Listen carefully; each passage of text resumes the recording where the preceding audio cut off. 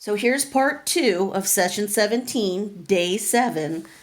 We often celebrate holidays and other important events by sharing a meal with our families. We just got done saying that. We come to come together to talk and visit, sharing our latest news with one another. Before we eat, we pray a prayer of blessing over our meal.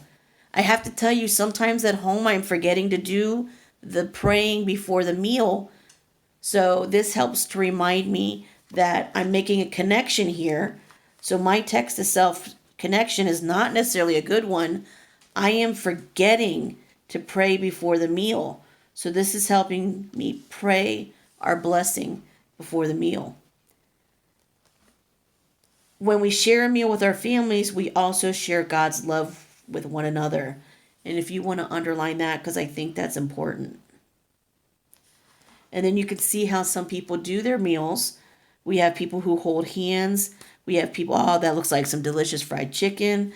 And that looks like a great looking salad. And then here's a fun fact.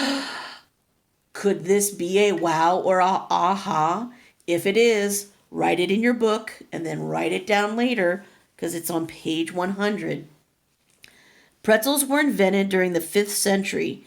They were first made by Christians who are fasting during Lent.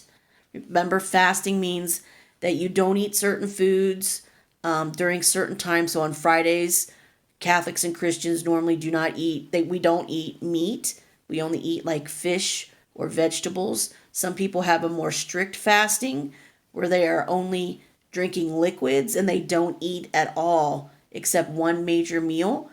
Or some people don't eat at all.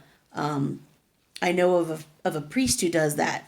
He doesn't eat meat. He doesn't have anything to eat all day long. He just has a lot of nutritional drinks that he drinks to make sure he stays healthy. But for one day, that's what he gives up for a fast. They twisted the dough until it resembled a person's arms crossed in prayer. Like kind of when you all go up for communion and you cross your arms. Go ahead and cross your arms like you're going up for communion. Exactly, your arms are in the shape of a pretzel. So that's so cool. That's a connection too. So I have a connection.